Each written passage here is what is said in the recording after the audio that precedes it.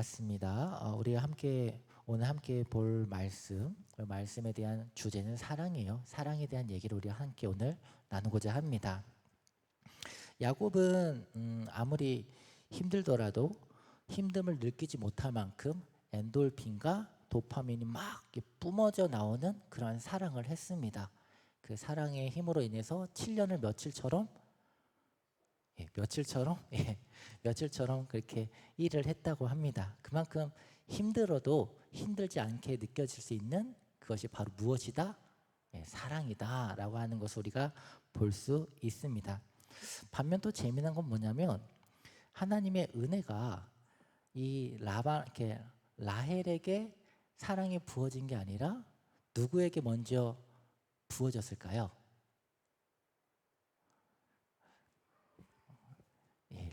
레아에게 먼저 부어졌습니다. 그래서 레아가 하나님이 보시기에 야곱이 라헬을 사랑하고 레아를 덜 사랑하니까 하나님께서 레아를 보시고 은혜를 입혀주시사 그에게 자녀를 주셨다라고 그렇게 얘기를 하고 있습니다.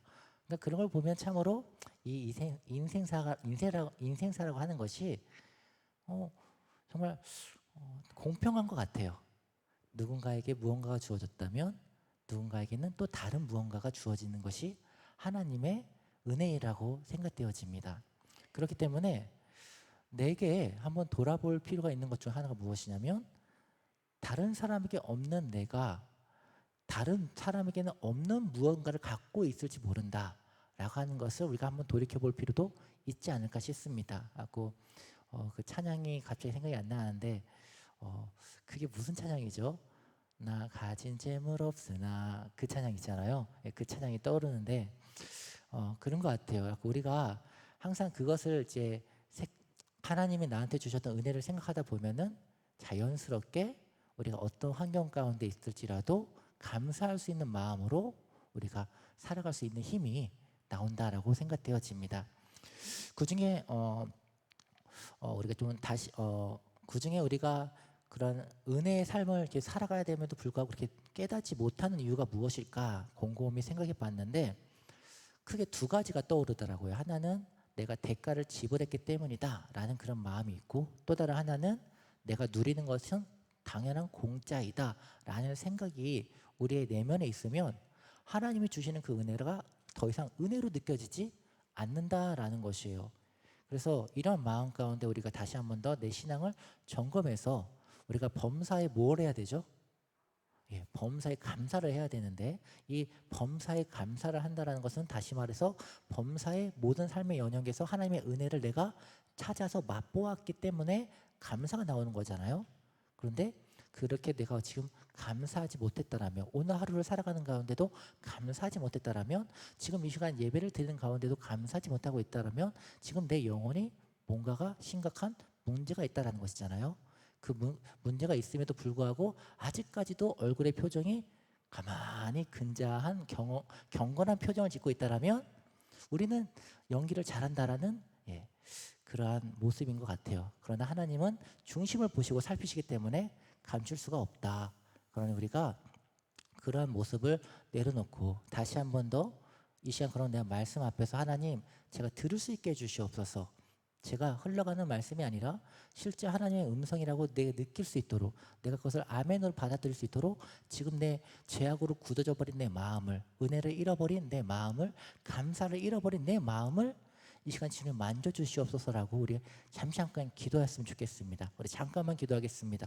사랑과 은혜 풍성하신 하나님 아버지 내가 하나님 말씀 가운데 바로 설 수 있기를 원합니다. 하나님의 말씀이 생명이심을 아버지 믿습니다. 그럼에도 불구하고 하나님 그런 말씀 가운데 조금의 반응도 없고 그런 말씀 가운데 아버지 서지 못하는 이런 완악한 나의 죄악의 모습들을 주님께서 보고 계시오니 주님 용서하여 주시사 다시 한번 더 부드러운 마음으로 성령의 옥토박 같은 마음으로 이 시간 빚어주어 주시옵소서. 그래야 다시 한번 더 하나님의 은혜 가운데 감사하며 하나님의 그 사랑 가운데 영원히 거할 수 있는 우리 모든 성도가 되어 주시도록 은혜 위에 은혜를 더해 주시옵소서. 이 시간 하나님의 은혜를 간절히 사모하며 우리를 방해하는 모든 어둠의 세력 하나님께서 물리쳐 주시옵고 하나님의 영광으로 충만하게 이 시간 주관하여 주시옵소서. 감사하며 사용하신 예수님의 이름으로 기도드렸습니다. 아멘. 오늘의 주제는 사랑인데 왜 은혜가 계속 나온지 모르겠네요. 제가 다시 사랑으로 돌아와서 흥미로운 이제 연구 결과가 있었어요. 어떤 거냐면 연인들의 그 뇌를 사진을 찍은 그 연구 결과인데 사람의 뇌에는 감정을 다스리는 영역이 있고 또 하나는 어떤 욕구나 동기 그것을 다스리는 영역이 있어요. 각각 다른 영역인데 사랑하는 연인이 그럼 서로 사랑하고 연인을 할 때 어떠한 영역이 더 많이 활발하게 움직일까요? 1번 감정적인 영역, 2번 욕구나 동기의 영역. 어느 쪽이 더 많이 연인들 사이에서 내가 활발하게 움직일까요? 1번 감정, 2번 욕구. 1번 감정. 그렇다면은 우리가 일상적인 그런 생각이 되겠지만 연구 결과는 흥미롭게도 욕구나 동기가 더 많이 활발하게 뇌의 작용을 움직였다라는 것이에요. 그래서 이것을 보면 무슨 얘기냐면 사람은 사랑을 하게 되면 그 사랑이라고 하는 그 감정이 되게 어떤 한 가지의 모양으로 나오지 않는다라는 거예요. 되게 복잡하고 사랑이라고 하는 단어에 보면은 되게 복잡하고 풍성한 감정들이 다 감춰져 있다라는 거예요. 동정, 황홀경, 갈망, 두려움, 의심, 질투, 당혹, 집중 등 각가지 반응들이 이 사랑이라고 하는 공동체 안에 다 포함되어 있다라는 것이죠. 예를 들자면 이런 거예요. 어떤 아이가 얼굴을 찡그리고 있어요. 막 이렇게 찡그리고 있어요. 그러면 막 이렇게 뭔가 아파하는 듯 막 이렇게 표현을 하고 있으면 지금 그 아이의 심정이 어떤 심정인 건가요? 아파하는 심정이겠죠. 반대로 이제 눈을 막 찢어져 가지고 막 이렇게 째려보고 있고 막 그렇게 하고 있어요. 그럼 그 아이의 지금 마음의 심정의 상태는 어떤 표정이죠? 뭔가가 질투를 하거나 뭐 이제 그런 표정이 얼굴에서 드러난다라는 것이에요. 그런데 사랑이라고 하는 그 표정은 단 한 가지의 표정으로 이게 안 나타난다라는 거예요. 여러 가지 모양으로 담겨져 있다라는 것이죠. 그만큼 우리 뇌에서 담당하는 사랑의 모습은 되게 포괄적이라는 것이에요.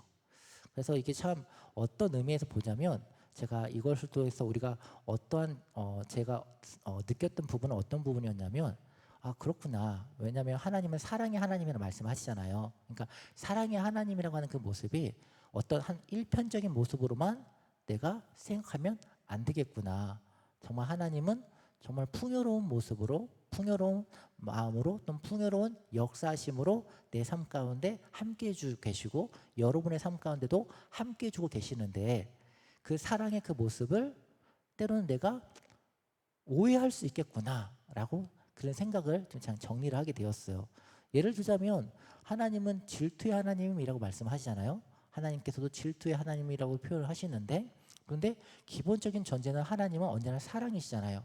그렇기 때문에 그 사랑의 그 모습 중에 하나의 질투의 모습으로 드러났다라는 것이죠. 그런데 나의 모습에서는 그 모습이 나한테 하나님의 어떤 심판의 모습으로 하나님이 부당한 모습으로 때로는 오해할 수도 있겠구나라는 것을 생각하게 되었다라는 것이에요. 그래서 우리가 사랑이라는 모습을 이 사랑이라고 하는 것은 되게 여러 가지 모습들이 여러 가지 감정들이 혼합되어져 있는 모습이구나라는 것을 우리가 다시 한 번 더 생각해 볼 때 하나님께서는 내 삶의 모든 여정 가운데에서 다양한 모습으로 함께 행하고 오고 계시겠구나라고 우리가 생각해 볼 수가 있다라는 것이죠. 그래서 때로는 특히 고난의 모습 도대체 왜 이러십니까? 왜 하나님께서는 나의 이 기도를 왜 응답해 주시지 않는 것입니까? 하나님 도대체 대답 좀 해주시옵소서. 제가 도대체 뭘 잘못했습니까? 아니면 제가 더 얼마나 해야 되겠습니까? 얼마나 더 헌신을 해야 되겠습니까? 라고 그렇게 마음 가운데 울분이 차 있었을 때 그러한 모든 모습 가운데 있을지라도 하나님께서는 그분이 인내하신다면, 그분이 참으신다면, 그분이 잠잠하신다면 그것조차도 우리는 어떻게 이해해야 된다고요?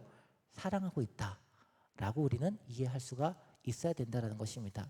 물론 거기까지 도달하기가 쉽지는 않아요. 그러나 우리가 나아가야 될 방향이 바로 그 모습이라는 것을 알고 내가 그 나아가야 방향을 바라보면서 매 순간순간 기도를 하는 모습으로 나아간다면 하나님께서 우리의 그 모든 마음과 모습들을 선하신 하나님의 뜻대로 인도해 주시고 결국 하나님과 나 사이에 나의 무지로 생긴 그 오해가 풀어질 거라 생각되어집니다. 그래서 우리의 신앙의 모습이 바로 지금 내 모습 가운데 내 하나님 앞에 지금 뭔가 마음이 삐뚤어져 있다. 내가 하나님 가운데 내 마음이 뭔가 흡족지 않다라고 하시는 분들이 계신다면 오늘 그 모습 그대로 하나님 앞에 이렇게 한번 고백해 보시면 어떻겠습니까? 아버지, 내가 지금 마음 가운데 하나님을 향해 뜨거운 마음이 사라졌습니다. 그러니 이 모습 이대로 주 앞에 드립니다. 바라기는 주님의 그 마음을 알게 도와주시옵소서. 나를 향한 하나님의 그 사랑을 깨닫게 해주시옵소서. 그리하면 내가 입술을 열어 더욱더 주님을 찬양하겠나이다.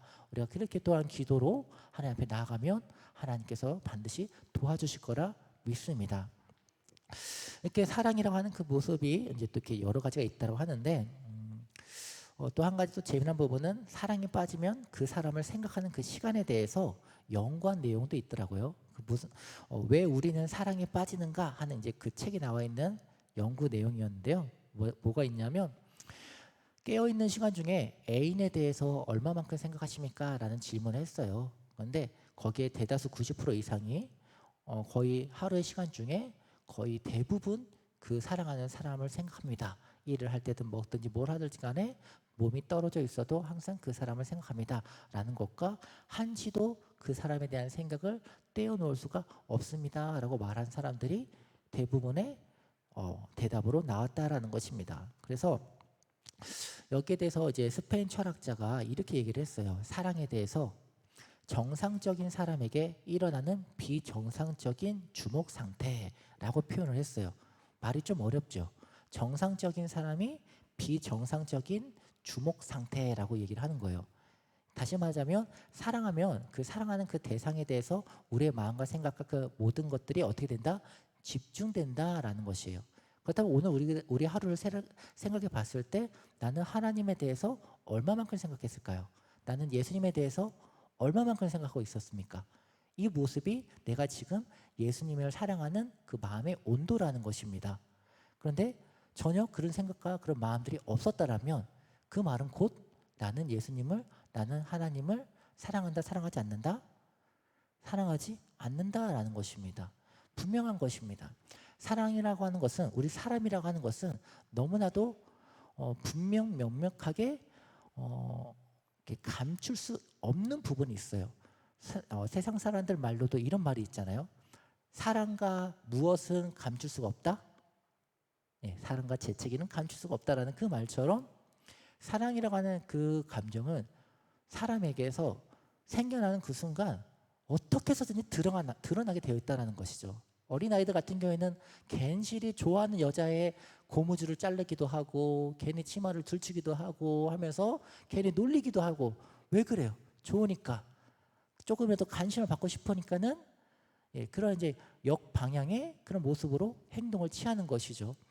그만큼 사람이라고 하는 마음의 감정은 그렇게 어떻게 해서든지 드러날 수밖에 없다라는 것입니다. 그렇다면 다시 한 번 더 나는 오늘 예수님에 대해서, 하나님에 대해서, 하나님의 나라에 대해서, 하늘나라의 소망에 대해서, 그 면류관에 대해서 얼마만큼 생각하고 얼마만큼 관심이 있었나 돌이켜보시라는 것입니다. 그런데 오늘 나 전혀 관심이 없었는데, 오늘 나 그냥 하루 일하기 바빴는데, 나 오늘 일상 가운데, 직장 가운데, 또는 일터 가운데 생활하기 바빴는데, 그렇다면 우리는 마음을 오늘 하루 빼앗긴 삶을 살았다는 것이죠. 환경에 빼앗긴 살았다는 것이고, 그 결과 우리는 하나님한테 어떤 말을 들을지 한번 염두에 볼 필요가 있다라는 것입니다. 다시 한번 우리가 다시 돌이켜 왔을 때 사랑이라고 하는 것은 결국 대상에 대한 맹목적인 어떤 열정과 애정이 섞인 그 상태라는 것입니다. 그 다시 말하자면 우리가 하나님에 대한 그 사랑이 없다라면 엄밀히 말해서 내가 지금 다른 무언가를 사랑하고 있다라는 것이 더 정확한 상태일 것입니다. 왜냐? 사람은 사랑하기 위해서 창조가 되어졌고 사랑하는 그 대상을 계속 끊임없이 추구하는 그런 본능을 갖고 있기 때문에 그렇습니다. 그렇기 때문에 내가 하나님에 대해서 크게 마음의 감동이 없어도 허무함이 없이 하나님에 대해서 크게 어떤 반응이 없이 살아왔다라면 그 말은 10중 8구 내가 다른 무언가에 사랑하는 대상에 오늘 하루를 그렇게 보내왔다라는 것입니다. 그것이 무엇입니까? 여러분의 마음을 차지하고 있는 그것은 무엇입니까? 그것을 성경이 우상이라고 얘기를 합니다. 여러분의 마음 가운데 우상을 숭배하는 자가 어떤 결과를 맞이하는지는 성경을 통해서 여러분 알고 계실 것입니다. 어떻게 됩니까? 우상을 숭배하는 자는 하나님의 사랑을 받습니까? 아니면 하나님의 심판을 받습니까? 다들 알고 계시죠? 그렇다면 성경에서 그렇게 말씀을 했는데 그 성경의 말씀은 나에게는 예외로 적용해서 벗어날까요? 아니면 나에게도 동일하게 그 성경의 말씀을 그대로 하나님은 적용시킬까요?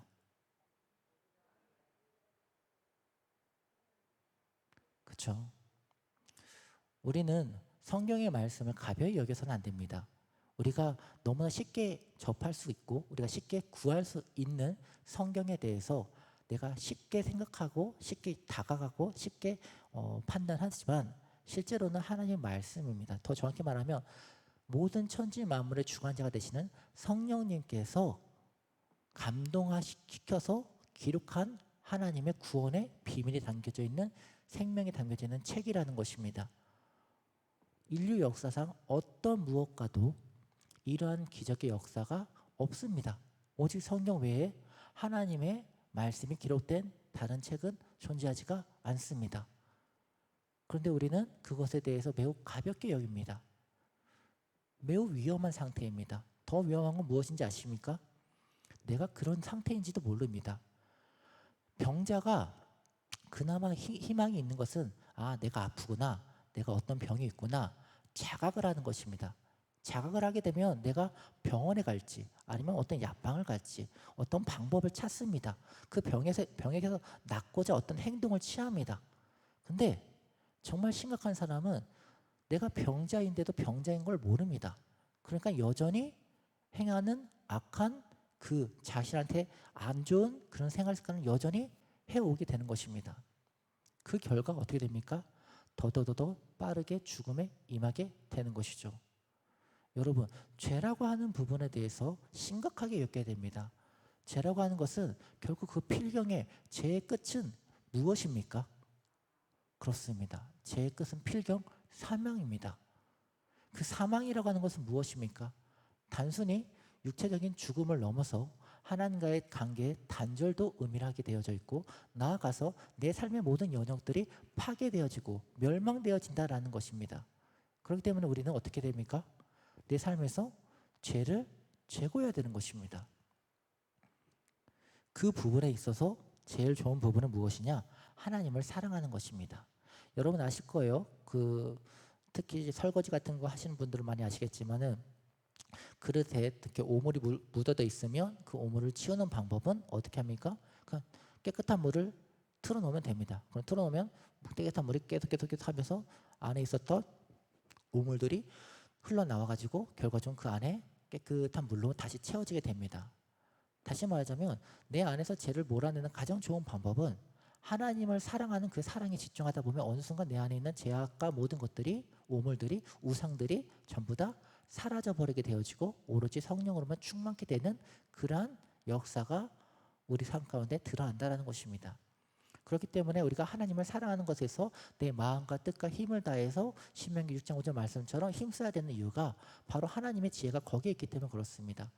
우리가 하나님 앞에 더욱더 경건한 삶을 살아가기 위해서는 어떤 것에 더 힘써야 되는지 여러분도 이미 잘 알고 계십니다.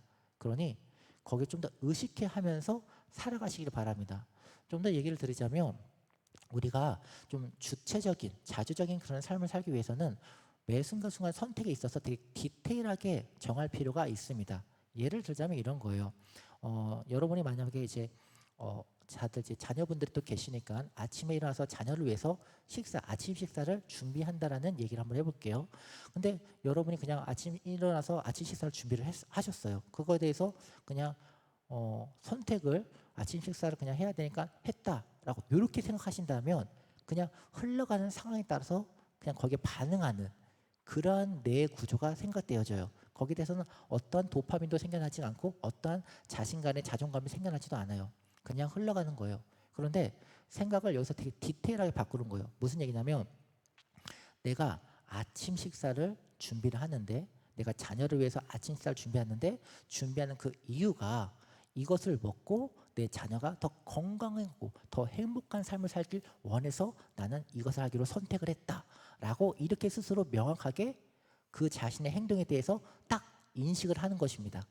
그렇게 인식하게 되면 이것이 쌓이게 되면서 어떻게 내 모습이 변화가 되어지냐면 자존감이 생겨나게 돼요. 내 삶에 대한 어떤 행동에 대한 주체적인 명확한 그런 개념이 잡히게 되면서 행동에 대한 동기에 대한 힘이 더 생겨나게 되어져요. 이걸 다른 말로 하면은 사랑의 긍정적인 플러스 효과라고 얘기를 하는 건데 여러분께서도 동일하게 삶의 모습 가운데 어떤 행동에 대해서 예를 들자면 지금 예배를 드리고 있단 말이에요.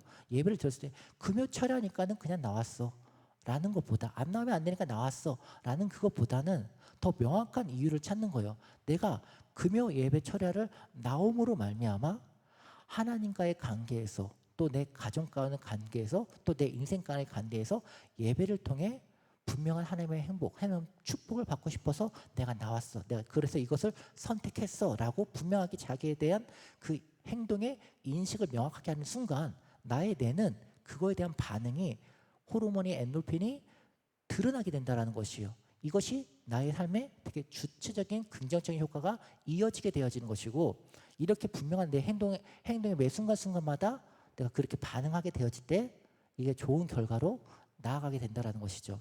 이렇게 되게 된다면 뭐가 더 좋아지냐면 환경에 따라서 그냥 흘러가는 대로 살지 않게 되어져요.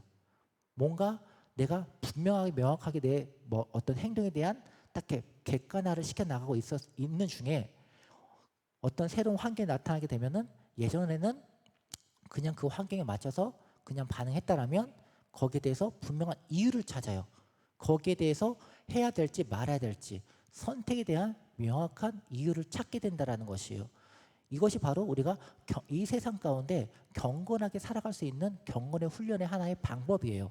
그러니까 여러분도 매 순간순간 그냥 흘러가는 대로 습관에 따라서 흘러가지 마시고 내 행동에 대한 그 모든 영역 가운데 선택의 모습을 명확하게 내리시기를 바랍니다. 그렇게 된다면 여러분의 경건의 훈련은 반드시 여러분에게 유익한 모습으로 드러나게 될 것입니다. 그래서 가장 좋은 부분은 바로 사랑하는 모습으로 선택을 하라는 것입니다. 사랑의 선택을 하는 것이 결국 우리 모든 성도들한테 큰 유익이 될 것입니다. 우리가 야곱을 통해서 우리가 함께 또 그 모습을 살펴볼 것인데 야곱이 라헬을 선택을 했을 때 라헬을 위해서 7년 동안 라반을 섬겼으나 그를 사랑하는 까닭에 7년을 며칠처럼 여겼다라고 얘기를 해요.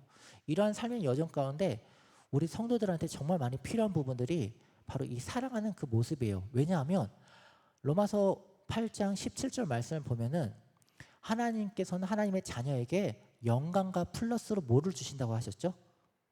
맞아요. 고난도 주신다고 하셨어요. 다시 말하자면 성도에게 고난은 그냥 필수적인 옵션이에요. 근데 그 고난을 되게 고난처럼 여기지 않고 즐거운 마음으로 룰루랄라 하면서 행복하게 이겨낼 수 있는 그런 성도의 힘이 그게 어디서 나오냐? 바로 사랑이라는 것입니다. 우리가 고난 가운데 초대교회에서 바울도 그렇고 베드로도 그렇고 그들의 옥중에서 또는 채찍에 맞았을 때 성도들 앞에 교인들 앞에서 그들이 내가 주님의 고난에 나도 동참하게 되었어. 흔적 봐봐. 여기 채찍 봐봐. 여기 살집 찢겼어. 여기 봐봐. 상집 찢겼어. 그렇게 웃으면서 얘기할 수 있는 것, 기쁘면서 얘기할 수 있는 게 무엇입니까? 하나님을 사랑하기 때문에 예수님을 사랑하기 때문에 그 고난이 고난으로 여겨지지 않았다라는 것입니다. 우리 가운데 그런 모습이 없다라면 우리는 고난이 찾아왔을 때 두려워 떨 수밖에 없고 고난이 찾아왔을 때 벌벌 숨을 수밖에 없습니다. 그리고 계속 한다는 얘기가 주여 이 잔을 제게서 지나가게 하시옵소서. 주여 이 문제를 하루속히 빨리 풀어주시옵소서. 주여 제발 이 문제를 속히 해결해 주시옵소서. 성도의 믿음의 모습은 더 자라나야 됩니다. 주여 나의 원대로 마으시고 주의 뜻대로 하옵소서. 주여 주님이 가시는 그 길이라면 주님 제가 넉넉하게 나갈 수 있는 힘을 주시옵소서. 다만 주님 지금 제 마음이 떨립니다. 두렵습니다. 그러니 나의 이 연약한 모습조차도 주님께서 붙잡아 주시사 아버지 나라 영광을 위해서 사용하여 주시옵소서. 도와주시옵소서. 우리가 나아가야 될 그 길에 대해서 분명하게 명확하게 알고 선택하지 않는다면 결국 우리는 세상 사람들과 전혀 다를 바 없는 그런 삶을 살게 됩니다. 그 말은 거룩함을 잃게 되었다는 얘기입니다. 빛을 발할 수가 없다라는 것입니다. 소명을 감당할 수가 없다라는 것입니다. 그 말은 소금을 그 맛이 잃어버린 그 모습처럼 결국 밖에 버려서 사람들한테 밟히게 되는 그런 비참한 모습이 펼쳐질 것이라는 것입니다. 삼손이 어떻게 그 마지막을 경험했습니까? 그가 왜 두 눈을 뽑히고 왜 비참한 그런 맷돌을 돌려야 되는 그런 의미 없는 삶을 살아야 됐습니까? 결국 그의 그 사명을 잃어버리게 되어지고 하나님을 만홀히 여긴 그 대가가 그의 모습이었습니다. 그러나 우리 가운데도 희망이 있다면, 소망이 있다면 하나님께서는 그의 사울의 마지막 삼손의 마지막 그 기도를 응답하시고 그의 회개의 모습을 하나님께서는 사용하시고 전보다도 더 큰 능력으로 하나님의 나라를 세우는데 마지막을 사용하셨다라는 것입니다. 하나님은 그렇습니다. 사랑의 하나님께서는 자녀가 그냥 내가 이렇게 하지 말랬잖아 했는데 그 하지 말랬다고 했던 그것을 행했다고 해서 내가 하지 말라고 했는데 왜 그랬어 하면서 혼내는 게 목적이 아니라 그 가운데 제발 좀 다시 돌아와라. 다시 회복해라.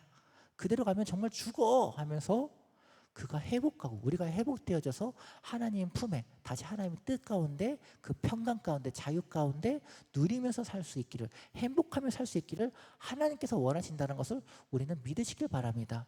그렇다면 나의 삶의 모든 여정 가운데서 다시 한 번 더 경건의 훈련을 쌓아가셔야 됩니다. 다시 사랑의 훈련을 쌓아가셔야 됩니다. 바로 하나님만 오직 하나님만 집중하면서 살아가야 된다는 것입니다. 칵테일 효과라는 것이 있습니다. 미국에서는 칵테일 파티를 많이 한다라고 합니다. 근데 여러분도 알다시피 칵테일 파티라고 한다면 미국에서 이제 칵테일 파티 한다면 음악들이 쿵쾅 하면서 되게 막 여기저기서 막 음악이 나오잖아요. 시끄럽단 말이에요. 그런데 불구하고 큰 소리와 많은 사람들이 각각의 목소리로 얘기를 하다 보니까는 소리가 잘 안 들려요. 그게 정상이잖아요. 하지만 자기의 그 그룹들 자기와 대화를 하고 있는 사람의 그 대화의 목소리는 이상하게 다 들린다는 거예요.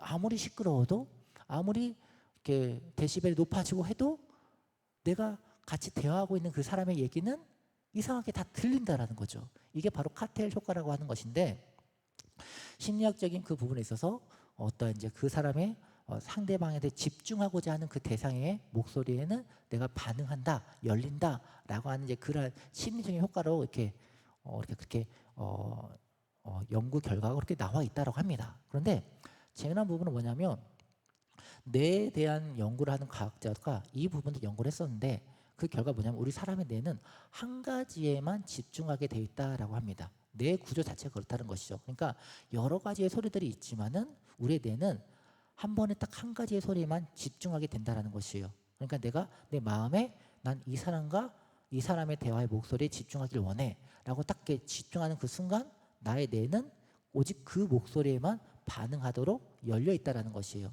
이 말은 무슨 얘기냐면 하나님께서 우리를 창조하시고 우리를 만드셨잖아요. 다시 말하면 우리가 디자인된 모습엔 하나님의 뜻과 하나님의 어떤 목적과 어떤 방법이 같이 담겨져 있다는 것이에요. 다시 말하면 이 세상 가운데 우리의 마음을 무너뜨리려고 하는 수많은 죄악들과 또한 악한 꾀들과 갖가지 문제들이 산재해 있어요. 가정 문제, 부부 문제, 자녀 문제, 재정 문제, 건강 문제, 직장 문제, 갖가지 문제들이 있어요. 그런데 우리의 뇌는 여러 가지를 동시에 반응합니까? 아니면 한 가지만 반응합니까? 그죠? 한 가지만 반응한다고요. 하나님께서 그렇게 창조하셨다고요. 그렇다면서 내가 한 가지의 목소리만 집중한다는 것입니다. 바로 하나님의 목소리, 성령님의 그 세미한 음성, 거기에만 내가 집중하게 되어졌을 때 그럼 오늘 어떻게 반응하게 될까요? 아까 지금 카텔에서 막 음악 소리가 나고 다른 사람들의 잡담이 막 들려도 내 귀에는 나와 대화하고 있는 그 사람의 목소리만 들리는 것처럼 내가 하나님의 목소리에만 집중하게 되는 그 순간 내 귀에는 누구의 목소리만 들릴까요? 그렇죠? 하나님의 목소리만 들리게 되겠죠. 어떤 문제가 됐든 간에 문제는 여전히 존재해요. 여전히 재정 문제, 여전히 건강 문제, 여전히 가정 문제, 여전히 문제는 존재해요. 그러나 그것들이 내 마음에 파고들까요? 못 들까요? 못 들어요. 왜? 내가 하나님에게만 집중하고 있으니까. 그렇다는 것은 거꾸로 지금 내 마음 가운데 다른 마음들이, 다른 음성들이, 다른 것들에 채워져 있다면 하나님의 음성이 들릴까요? 안 들릴까요? 안 들리죠. 우리가 그렇게 창조되어 있다고요. 그렇기 때문에 우리는 선택을 해야 되는 것이에요. 아, 내 안에, 이 마음의 중심 안에 무엇으로 채울 것인지 선택해야 된다는 것이죠. 하나님을 선택하시기 바랍니다. 하나님의 음성을 들을 수 있도록 여러분 매 순간순간 가운데 내가 행동하는 모든 순간순간 포인트마다 하나님의 뜻을 선택하시기 바랍니다.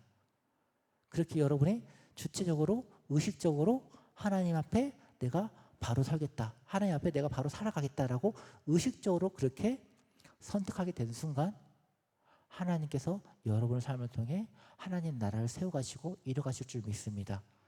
반드시 하나님께서 축복하여 주실 줄 믿습니다. 그것을 놓치지 말기 바랍니다. 그렇게 살아가는 것 중에 특별히 오늘은 이제 라반에 대한 얘기를 하고 마치고자 합니다.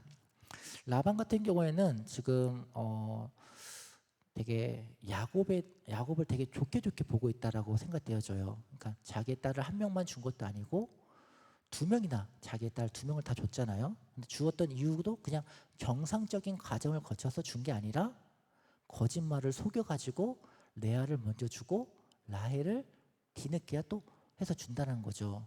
그만큼 라반이 야곱을 봤을 때 너무 좋았던 거예요. 근데 성경에서 구절을 보니까는 야곱에 대해서 되게 성실했다, 성실했다라고 이렇게 표현이 되어져 있어요. 그 성실했기 때문에 라반이 야곱을 좋아했나라고 이렇게 생각할 수가 있지만 그건 아닌 것 같아요. 왜냐하면 라반에 설명되어 있는 내용들을 보니까는 라반이 야곱을 죽이려고도 해요. 라반은 야곱을 죽이기로도 하고 그 죽이려고 하는 그 이유 중에 상당수는 재산 때문에 그렇다라는 것이죠. 다시 말하자면 라반의 마음 가운데 있는 그 중심에는 무엇이 가득 차 있는 상태일까요? 물질에 대한 그 탐욕, 물질에 대한 그 가득한 그 욕심이 그 마음의 중심 가운데 있다라는 것입니다. 근데 야곱이 우리 집에 들어왔는데 전에는 소출이 적었었는데 야곱이 들어오니까는 점점 부유해지는 것이에요. 하나님께서 야곱을 통해 축복해 주는 것을 보게 되니까는 제가 우리 집에 있으면 내가 이렇게 부자가 되는구나 알고 걔를 계속 우리 집에 묶어둬야지, 이제 그렇게 마음을 먹은 것이죠. 그래서 나중에 속여갖고 자기 딸 레아 먼저 주게 되고 또 7년 동안 봉사해라 그러면 내가 또 그러면 라반을 라헬을 주겠다 하면서 또 그렇게 해서 이제 계속 일을 짓게 되죠. 그러고 나니까 나중에는 7년 동안 이렇게 또 6년 동안 너의 그런 소출을 위해서 그럼 일을 해라 하면서 하는데 10번이나 막 변복을 하잖아요.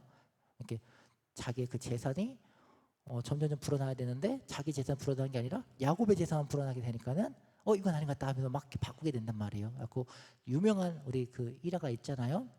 그 정박이 양과 그냥 흰 이렇게 민무늬 양과 하면서 어느 것이 더 누구 거냐, 새끼가 누구 것이냐 하는 요 얘기가 우리가 다 알고 있는 내용이잖아요. 근데 이 부분에 대해서 제가 말씀드리고자 하는 포인트는 이거였어요.